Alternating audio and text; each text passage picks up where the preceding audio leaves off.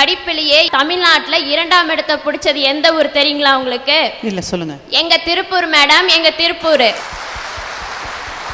Madam, ஏழை பணக்காரன் ஆவதற்கும் பணக்காரன் தான் சொத்தை சேமிக்கிறதுக்கும் ஒரே சிறந்தது செல்வம் என்ன தெரியுங்களா? கல்வி செல்வம் தான் சிறந்தது. மேடம், ஞாயிற்றுக்கிழமையானா எங்க சொந்தக்காரங்கெல்லாம் வார வீட்டுக்கு வருவாங்க. காலையில 10 மணிக்கே வந்துருவாங்க, 6 மணிக்கு தான் போவாங்க. இந்த இடப்பட்ட நேரத்துல ஆட்டம் பாட்டம் எல்லாமே இருக்கும். போகும்போது போட்டு போவாங்க பாரு பெரிய குண்டு, என்ன தெரியுங்களா?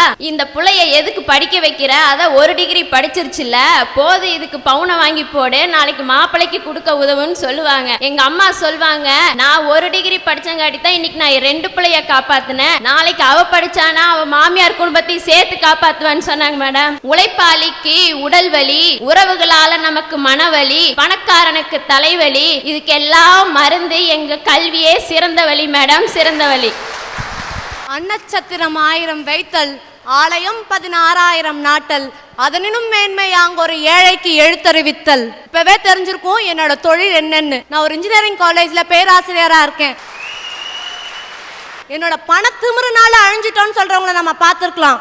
உறவுகளை நம்பின ஏமாத்திட்டாங்கன்னு சொல்றவங்கள பார்த்திருக்கலாம். நான் கடின உழைப்பாளி, ஆனா அந்த உழைப்பு பயன் கொடுக்கலன்னு சொல்றவங்கள பார்த்திருக்கலாம். ஆனா நான் அதிகம் படிச்ச அந்த படிப்பு என்ன அழிச்சிருச்சுன்னு சொல்றவங்க இந்த உலகத்துல ஒருத்தருமே இருக்க மாட்டாங்க. இப்ப நம்மளுக்கு ஏதோ ஒரு பிரச்சனைக்கு தீர்வோ இல்ல ஏதோ புது முயற்சியோ எடுக்கிறோம்னா அதை நம்ம ஒரு செல்வந்தன் கிட்ட போய் கேட்க மாட்டோம், ஒரு உழைப்பாளி கிட்ட போய் கேட்க மாட்டோம், உறவினர்கள் கிட்ட போய் கேட்க மாட்டோம். யாரை கேட்டா நம்மளுக்கு கரெக்டான தீர்வு கிடைக்கும்? ஒரு கல்வியாளரை கேட்டா மட்டும்தான் நம்மளுக்கு கரெக்டான தீர்வு கிடைக்கும். அதை விடுங்க. அந்த காலத்துல அடுப்பூடும் பெண்களுக்கு படிப்பதற்கும் சொன்னப்ப தந்தை பெரியார் மட்டும் போராடி பெண் கல்விக்காக போராடலன்னா இத்தனை பேர் உழைப்புங்கிறாங்க, உறவினர்கள்ங்கிறாங்க, செல்வம்ங்கிறாங்க. ஏன் நான் கல்விங்கிறேன், என்னால பேச வந்திருக்க முடியுமா? அந்த கல்விதான் நம்ம வாழ்க்கையை உயர்துன்னு நான் பேச வந்திருக்கேன். வாழ்க்கையோட வழிகாட்டி, வாழ்க்கையோட தத்துவம் எதுன்னு பாத்தீங்கன்னா கடின உழைப்பு. அப்படி அந்த கடின உழைப்புங்கிற கருவிய போட்டாதான் நம்மளை இந்த உலகம் திரும்பி பார்க்கும். அப்படி திரும்பி பார்க்க வச்சவங்க எத்தனையோ பேர் இருக்கலாம். அந்த பொண்ணு சொல்லுச்சு, கல்வி மட்டும்தான் ஒரு நாட்டை உயர்த்துன்னு. ஆனா கடின உழைப்பு ஒரு நாட்டையே உணர்த்துங்கிறத திருப்பூர் மக்கள் செஞ்சு காட்டினாங்க. அந்த பொண்ணு அநேகமா வாய் தவறி சொல்லிருச்சுன்னு நினைக்கிறான், திருப்பூர்ல வந்துட்டு கல்வி முன்னேத்துன்னு. ஆனா திருப்பூர் மக்கள் செஞ்சு காட்டியிருக்காங்களா இல்லையா? திருப்பூர் மக்களால ஒரு இந்தியாவோட பேரையே வெளியில கொண்டு வர முடியும்னு. இன்னைக்கு அமெரிக்கா, ஜப்பானுங்கிறதெல்லாம் இந்தியாவில் இருக்கக்கூடிய திருப்பூரோட பணியை பத்தி ஸ்பெஷலா பேசுறதுக்கு காரணம் என்ன? இங்க இருக்க திருப்பூர் மக்களோட ஒவ்வொரு கடின உழைப்பும். படிச்சவங்களால மட்டும்தான் நாட்டை முன்னேற்ற முடியும்.